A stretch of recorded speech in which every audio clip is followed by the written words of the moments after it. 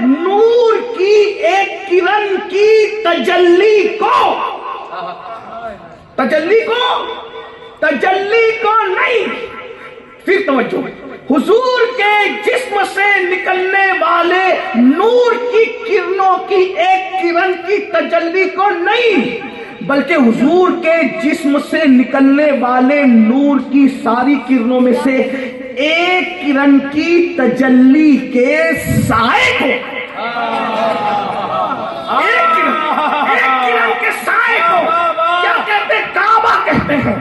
ایک کرن کو، ایک کرن کے سائے کو کعبہ کہتے ہیں.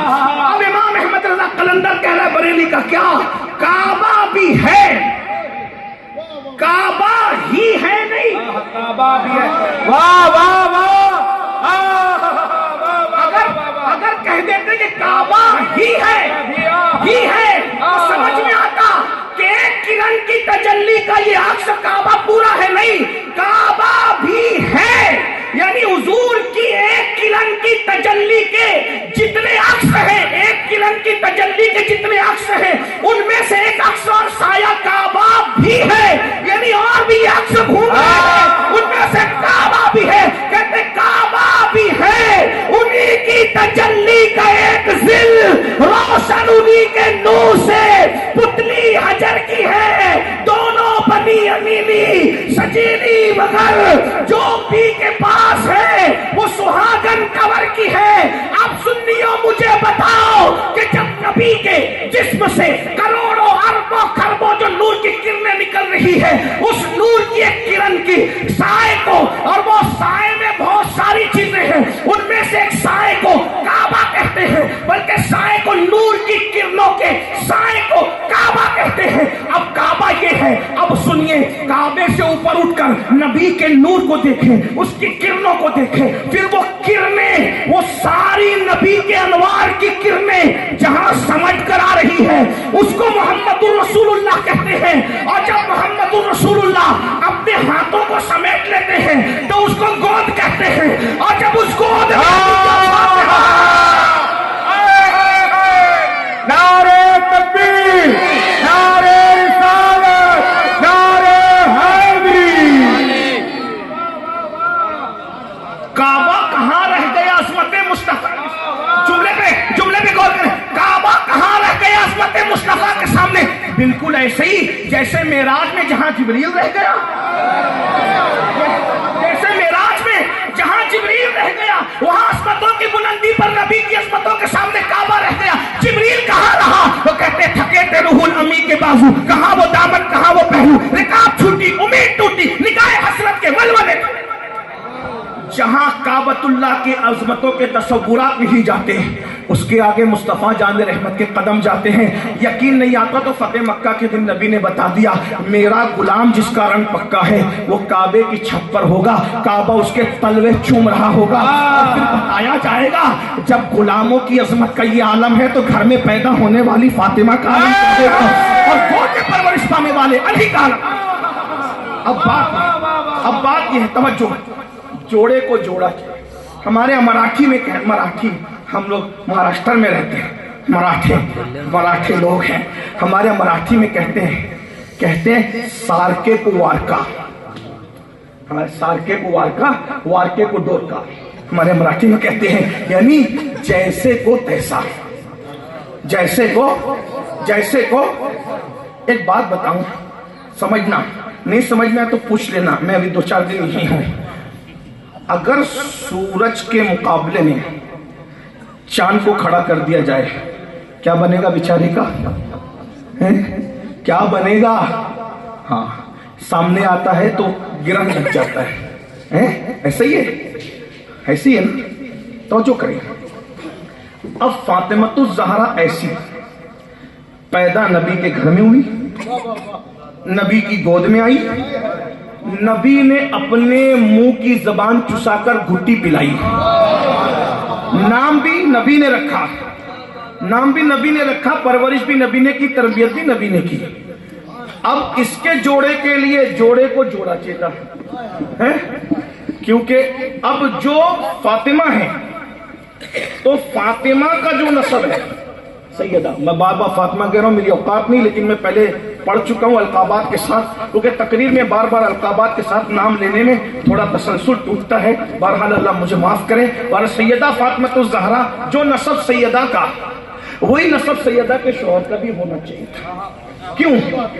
اس لیے کہ نبی کی نسل سیدہ فاطمہ الزہرا سے چلنی تھی، نبی کی نسل کس سے چلنی تھی؟ سیدہ فاطمہ سے۔ تو بات یہ ہونی تھی کہ نبی کی نسل سیدہ فاطمہ سے جب چلتی تو کوئی تانا نہیں دیتا کہ تمہاری اماں تو بنو ہاشم ہے اور تمہارے ابا فلاں قبیلے کے، ارے جب نہیں ہے تو قبیلے سے باہر کر رہے ہیں،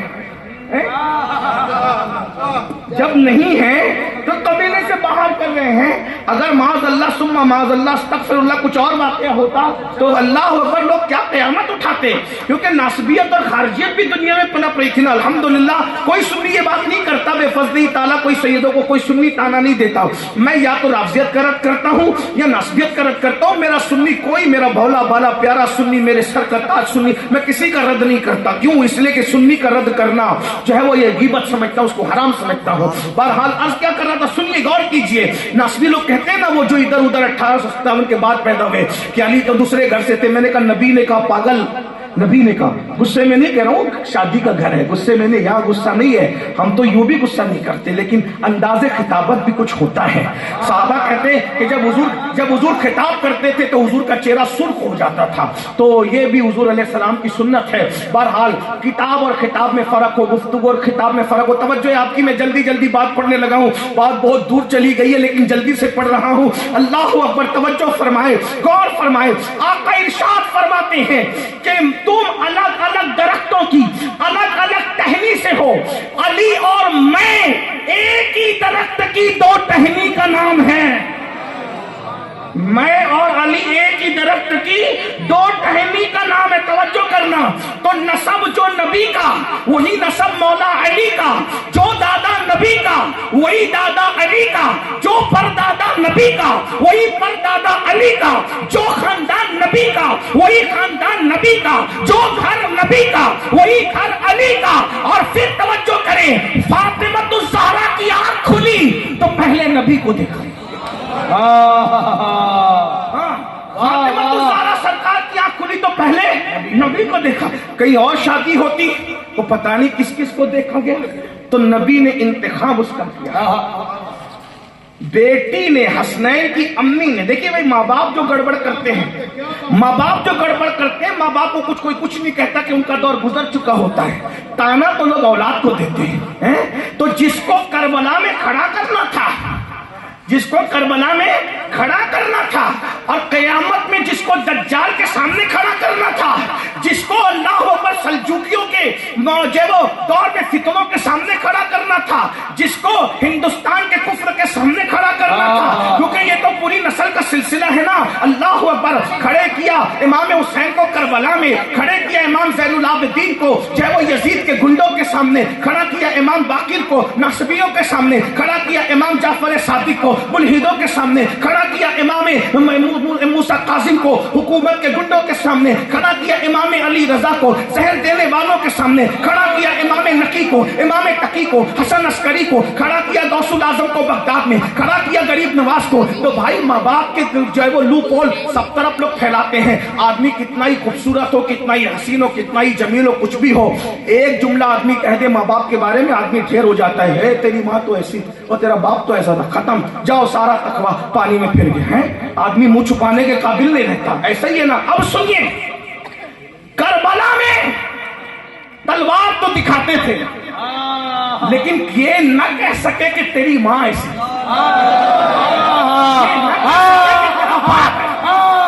اس لیے کہ اللہ اکبر سامنے تلوار لے کے کھڑے تھے، پھر بھی یزیدی کہتے تھے حسین تیری ماں جیسی ماں نہ پشت فلک نے دیکھا، نہ چشت فلک نے دیکھا، نہ پشت زمین نے دیکھا۔ نعرہ تکبیر۔